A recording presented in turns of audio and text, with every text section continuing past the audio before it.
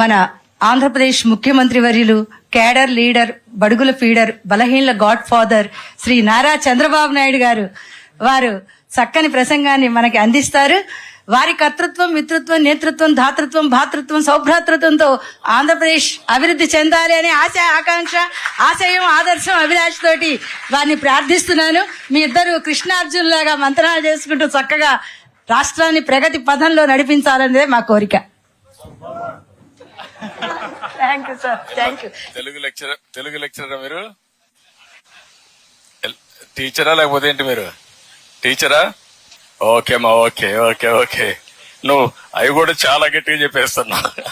నవ్యాంధ్ర ఉజ్వలంగా, జ్వాజ్వల్యమానంగా, ప్రజ్వలంగా, మహోజ్వలంగా, ధగద్దగాయమానంగా, జగజ్జగాయమానంగా వెలగాలి. హరితాంధ్రప్రదేశ్, స్వర్ణాంధ్రప్రదేశ్ కావాలని కోరుకుంటున్నాను సార్.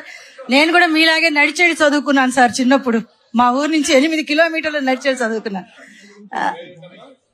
నా పేరు ఏవికి సుజాత సార్. నాదెండ్ల మండలం, గణపవరం.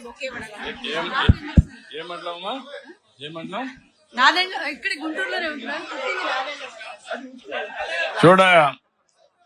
చూడండి అందరూ ఒకసారి. సుజాత గారు బాగా మాట్లాడారు కదా? బాగా మాట్లాడారా? గట్టిగా చప్పట్లు కొట్టి అభినందించండి. ఒకసారి బుక్ ఒకటి ఇవ్వండి.